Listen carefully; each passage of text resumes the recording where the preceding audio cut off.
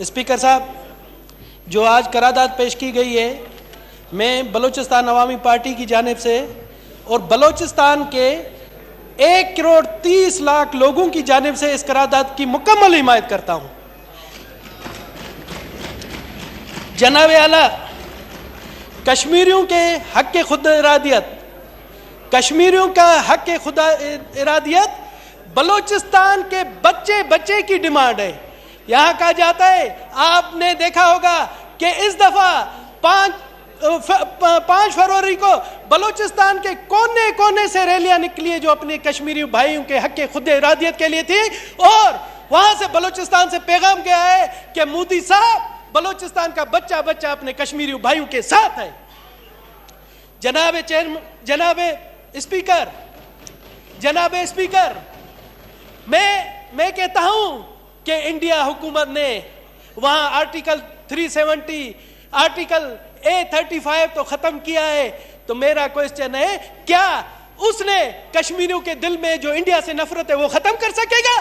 نہیں۔ جو پاکستان سے کشمیریوں کی محبت ہے وہ کبھی ختم نہیں کر سکتا۔ یہ کتابی باتیں ختم کرے گا، اس سے کوئی اثر نہیں ہوتا۔ کشمیری ہمیشہ پاکستان کے ساتھ ہے اور ہمیشہ پاکستان کے ساتھ رہیں گے۔ جناب اسپیکر صاحب، یہاں پر میرے معزز وزیر اعظم کشمیر بیٹھے ہیں، ہماری کشمیر کی کیبنٹ بیٹھی ہے، صدر کشمیر بیٹھا ہے، تو میں آپ کو یقین دلاتا ہوں کہ پاکستان کے 1 کروڑ غیر مسلم اقلیتی برادری آپ کے ساتھ ہے، آپ کی حق خود ارادیت کے ساتھ ہے، اور ہم فرنٹ لائن پر آپ کے ساتھ ہیں۔ ہم آپ کی پشت پر نہیں، آپ کے شانہ باشانہ ہیں۔ جناب علی کہتے ہیں کہ میری خواہش ہے، جناب علی میری خواہش ہے کہ ایک دن وہ آئے گا جب سری نگر سے کوئٹہ کے لیے فلائٹیں چلے گی اور ہمارے کشمیری بھائی بغیر پاسپورٹ کے کوئٹہ آئیں گے، اور ہم ان کو سچی کی دعوت دیں گے، اور ہم وہاں کوئٹہ سے کشمیری بھائی کے پاس جائیں گے، وہاں کشمیری چائے پیئیں گے۔ یہ میری خواہش ہے اور جلد از جلد یہ دن آئے گا۔ جناب علی، کشمیریوں نے بے انتہا قربانیاں دی ہیں، 9 لاکھ فوجی وہاں ہیں، اور میں آپ کو بتا دوں کہ بلوچستان کے لوگوں نے جب یہ 5 اگست کا اقدام ہوا تھا تو یہ میرے بیٹھے ہوئے کشمیری بھائی بلوچستان سے، ہم نے جام کمال کی قیادت میں وہاں کشمیر جا کر مودی کو پیغام دیا تھا کہ بلوچستان کی پوری عوام کشمیری بھائیوں کے ساتھ ہے، وہ غلط فہمی میں نہ رہے، کیونکہ کہا جاتا ہے کہ کشمیریوں کے حوالے سے صرف پنجاب ان کے ساتھ ہے، مگر ہم نے ان کو واضح پیغام دیا کہ ہم اپنے کشمیری بھائیوں کے ساتھ ہیں اور ان کی حق خود ارادیت کے ساتھ ہیں، اور میں کہتا ہوں وہ دن دور نہیں جب کشمیر بنے گا پاکستان، آپ دیکھ لیں نا، یہ میرا ایک کشمیر بنے گا۔ اور آخر میں پھر بھی میں کہتا ہوں کہ بلوچستان کا بچہ بچہ پاکستان کی 1 کروڑ غیور اقلیتی برادری اپنی کشمیری بھائیوں کے ساتھ ہے۔ بہت بہت شکریہ۔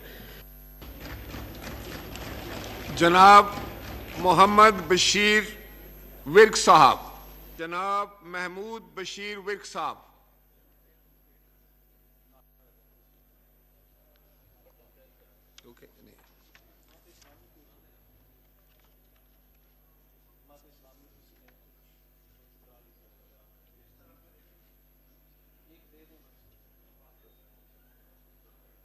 جناب سینیٹر مشتاق احمد صاحب۔ شکریہ مسٹر اسپیکر۔ میں یہ جو ریزولوشن پیش ہوا ہے اس کی مکمل تائید کرتا ہوں، اور اس موقع پہ یہ عرض کروں گا کہ میں کشمیر کے عوام کو خراج تحسین پیش کرتا ہوں، مقبوضہ کشمیر کے پولیٹیکل لیڈرشپ کو، مقبوضہ کشمیر کے ماؤں کو، بہنوں کو، بیٹیوں کو، مقبوضہ کشمیر کے فرزندان اسلام کو، جو کہ 9 لاکھ بھارتی فوج کے دہشت گردی کے خلاف ڈٹے ہوئے ہیں اور بھرپور قربانیاں دے رہے ہیں اور عالمی ضمیر کو جھنجھوڑ رہے ہیں۔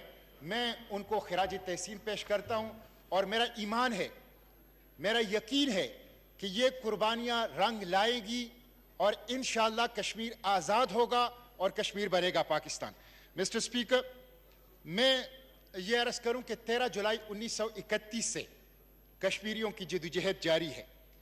مہاراجہ ہری سنگھ کے خلاف جب انہوں نے اپنی آزادی کا علم بلند کر دیا تو یہ تقریباً 1 صدی ہونے کو ہے جو ان کی آزادی کی یہ جدوجہد جاری ہے۔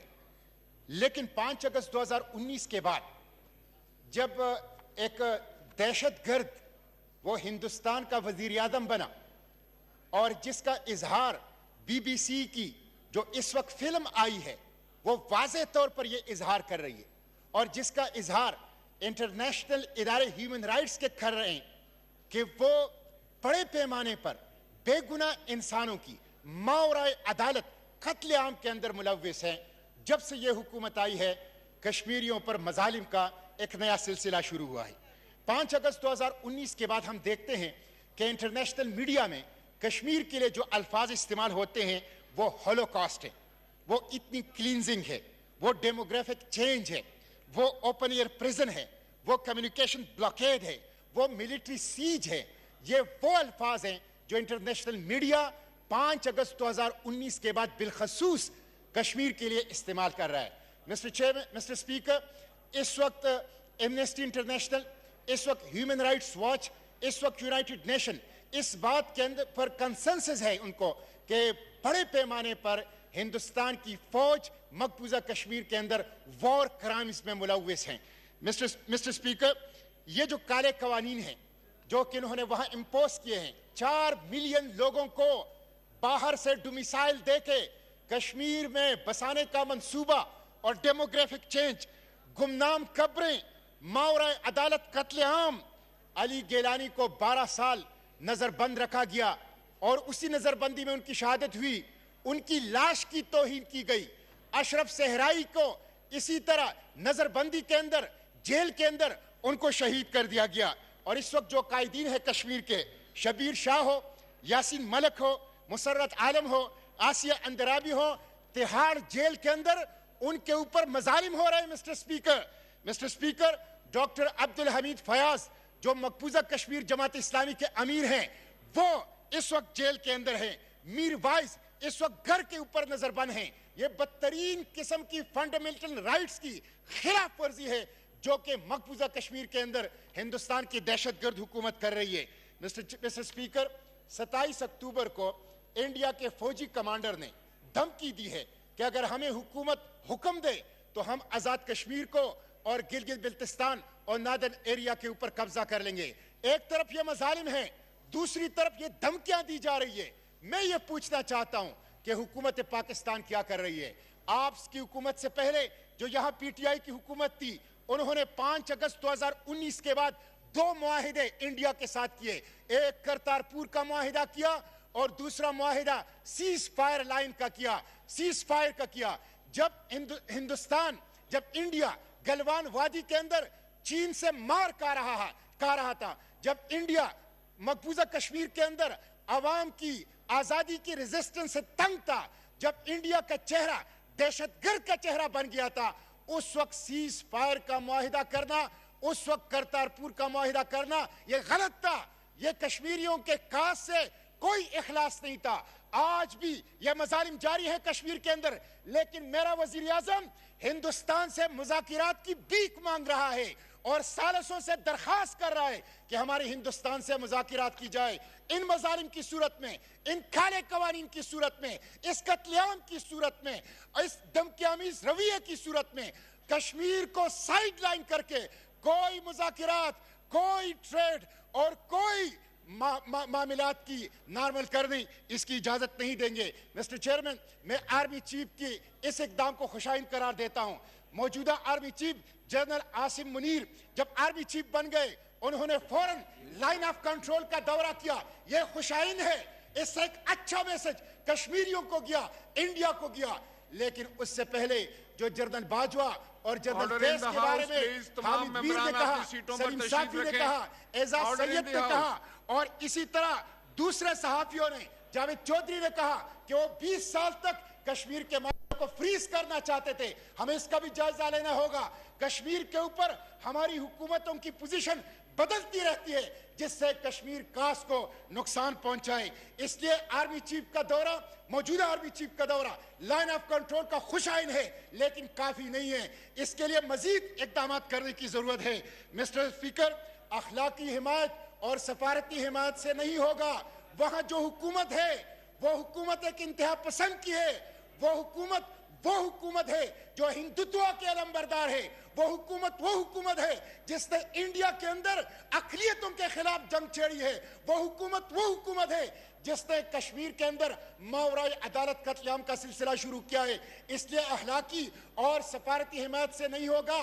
کشمیر کا مسئلہ اقوام متحدہ کے ایجنڈے پر ہے اور اقوام متحدہ کے چارٹر نے کشمیریوں کو سیاسی اور عسکری جدوجہد کا حق دیا ہے. یہ یونائٹڈ نیشن نے یہ حق کشمیریوں کو دیا ہے, سیاسی جدوجہد کا, عسکری جدوجہد کا. عالمی برادری نے اس حق کی تائید کی ہے. اس لیے قراردادوں سے آگے بڑھنا ہوگا. کشمیر جل رہا ہے, کشمیر کے ہر گھر میں سوگ ہے, کشمیر کے ہر گھر میں ماتم ہے, کشمیر کے بچے نوجوان قتل ہو رہے ہیں, کشمیر کے خواتین کی عصمت دری ہو رہی ہے. اس لیے قراردادوں سے آگے بڑھیے, اخلاقی حمایت سے آگے بڑھیے, سفارتی اور سیاسی حمایت سے آگے بڑھیے.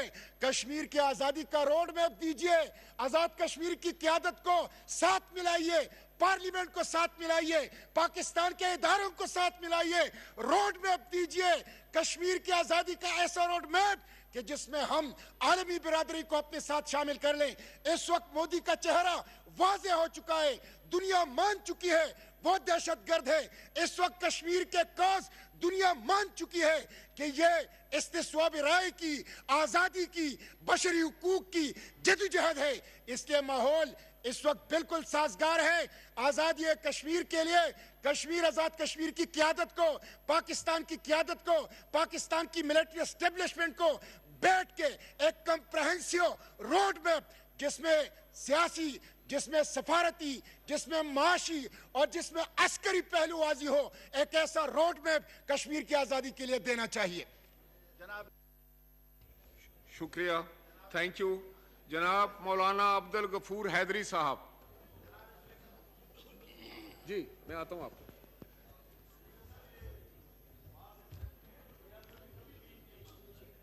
نحمده ونصلي على رسوله الكريم.